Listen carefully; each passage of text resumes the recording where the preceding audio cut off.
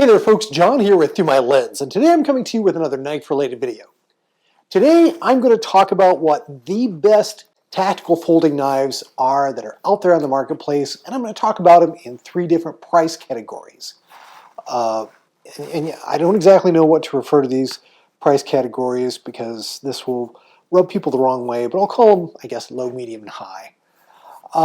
Starting off at the what I'm calling the low end, and that's not to diminish these selections in any way, but they are at a price point that's below what the other two categories are. We're going to talk about two different knives. One is the absolute winner, and that's the Spyderco paramilitary. This particular example is the Blade HQ exclusive variant of the Spyderco Paramilitary 2 with the Tanto blade. It's DLC coded. It's going to be a little bit on the pricier end for this model. You can normally find this model, depending on materials, finishes, and things, somewhere between $100 and on the high end, where this one is $200. So probably low 100s, upwards of $200. And I'm not picking this necessarily because it's my favorite at this price point. I'm picking it because of its legacy of being respected by the entire knife community as one of the best absolute choices for a tactical folder at this price point. And some would argue at any price point, because it's just really hard to find a knife that is this thin, this light, has such a great locking mechanism, great blade materials, has the workmanship that Spyderco brings to the table, and it is, while not all Spyderco products, like all the knives that I'm going to be taking a looking at today, this is a U.S. made blade made in Golden, Colorado. See if I can just get that to focus there. Yeah, there we go. So yeah, all of the knives that we're going to be looking at today are USA made products. Certainly a lot of respectable knives out there that are not USA made that I do like. Some I even collect. But the tactical folder I think is a uniquely USA kind of a segment. And I want to bring some attention to the best USA knife makers in this particular category of tactical folders.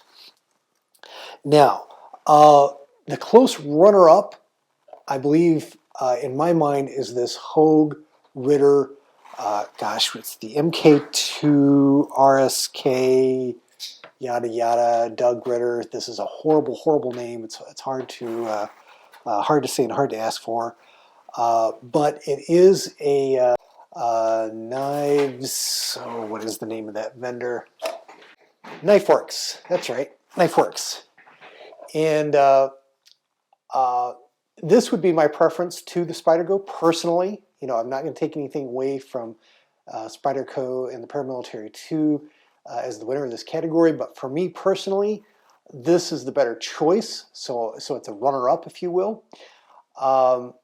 You've got a better blade material. First of all, this is at a lower price point. This is going to be at around 150, maybe 160, depending on the variation of this particular knife that you get. But again, all these knives are about the 3.5-inch blade length, which this one is. This one is actually CPM 20CV, which is a fantastic blade steel. A very close variant of Bowler M390, which is, just in many people's minds about the best knife blade steel that you can get. It has been for many, many years. But the 20CV variation of that is USA made, which I like. Now, this uses Hogue's take on the Benchmade locking mechanism here. that is no longer you know, a proprietary trademark product of Benchmade, so other companies like Hogue can use it. It's okay. My only gripe with this particular knife and with this locking mechanism is that the blade can come out when you don't want it to. I put this into my pool bag one time to have it with me at the pool, and when I reached in to get it, the blade had come open, and it cut me pretty bad.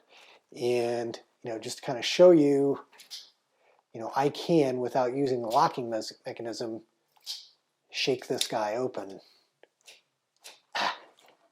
There we go. Which has its pros and cons, but I just wish it's kind of indicative to this locking mechanism, if you ask me, and I just prefer a frame lock, just a little bit better.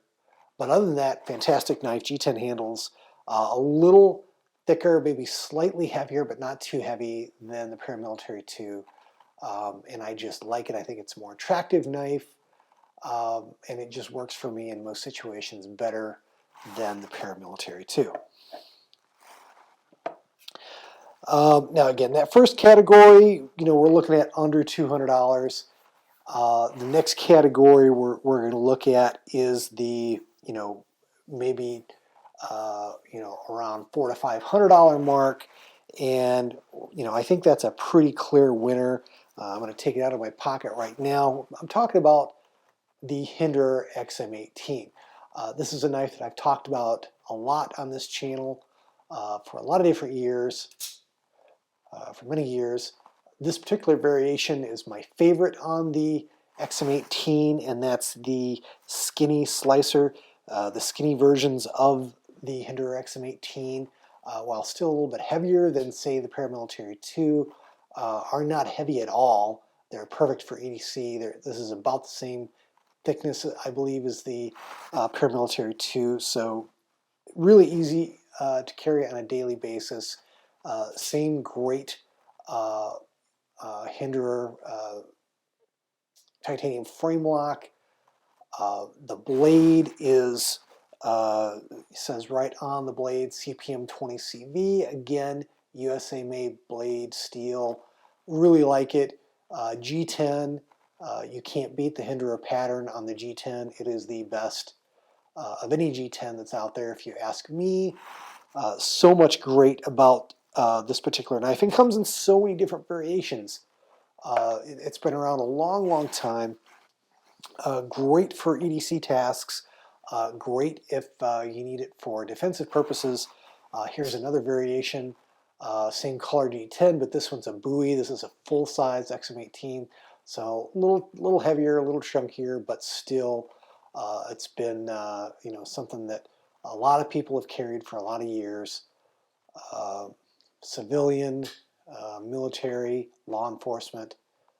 Great knife. And of course, for us enthusiasts, you've got all the bits and pieces and parts, the different clips, the different filler tabs, other different hardware that you can get on them to really make them your own.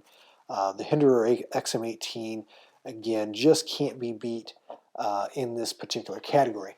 Now that jump to the almost $500 category that you're looking at a Hinderer, again, a standard XM18 I think is around $425, maybe $450 if they've had a price increase. Can't remember. By the time you put some of these parts on it, you're going to be, in some cases over $500. To kind of bridge that gap, between the first category where the Spyderco Paramilitary was and the second gap, the Hinderer XM18, there aren't too many knives that fall in that in between, but the XT0562CF is still a great knife that, again, I think it's around $260, $280, so under $300. Hinderer designed, so if you don't want to quite spend Hinderer money, this is a good option for you. This particular example is one of the original ones with the original carbon fiber that's so great. This one's This one happens to be in Bowler M390. Don't know if you can see, but the serial number is actually 70 on this particular model. So it's a very early, this is getting to be, what, 10 years old now? This particular example. So fantastic knife that's in fantastic condition. But again, the Hinderer slicer blade, a lot of the same characteristics that you get in the Hinderer XM18 titanium frame lock. This one, again, does have carbon fiber, not G10. So, pros and cons there. Not quite as easy to disassemble as the Hinderer XM18, but does have a lot of Hinderer style hardware on it, like the overextension protection piece here. This one, the ZT0562, has a deeper carry clip than what the XM18 has. Again, pros and cons. But again, if you're looking for something in that in between the first and second category, there's not too many choices. The ZT0562 wins that hands down. Final category, we've gone low, we've gone medium, so this one should be the high. I'll also call it the crazy money. This is where, true knife enthusiasts, collectors who have stupid amounts of money, I guess more money than sense might be the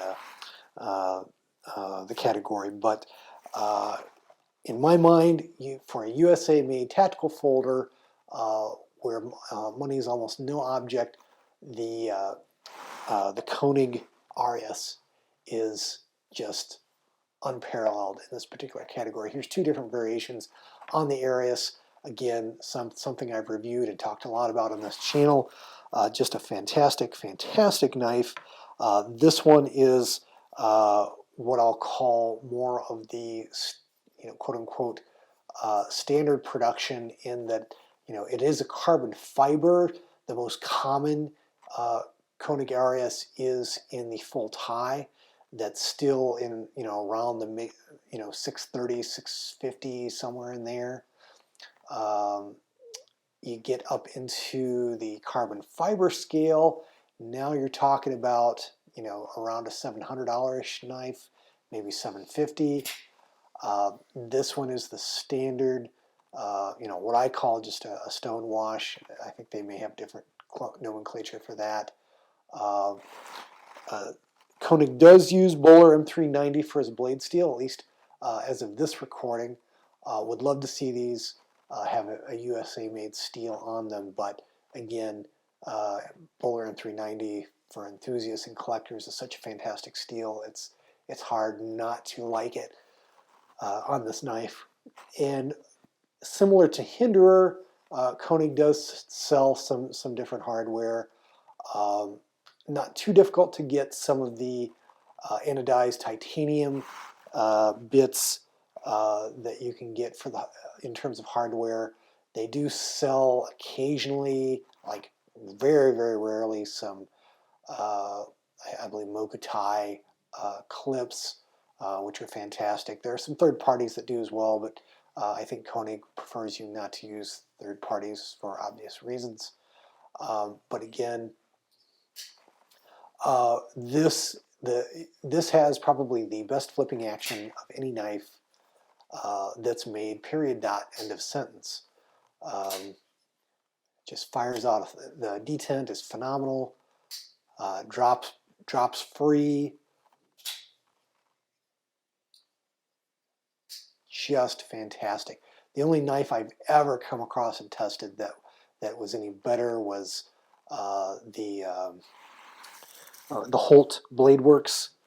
Not a tactical folder in my mind, so this wins for the tactical folder with the best flipping action. This particular variation is a little more rare. It's a sprint run with the hand rub finish, so a little bit more rare from that perspective. But again, smooth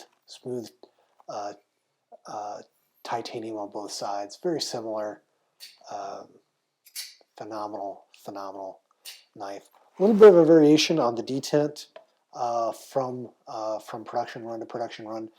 This one's got a little bit lighter detent than the carbon fiber one, and the carbon fiber one, they're both same generation, but this one I bought about a year before I bought this one. So there you have it. There's my choices for the best USA-made tactical folders that money can buy in 3 different categories. Hope you enjoyed this video. Take care. God bless. We'll see you in the next video. I hope you've enjoyed this production from the Through My Lens YouTube channel. If you did, please click on the like button and do share the video on social media. If you'd like to see more content like it, please do subscribe to the channel, follow me on Instagram and Facebook, and do check out Through My Lens at www.throughmylens.org.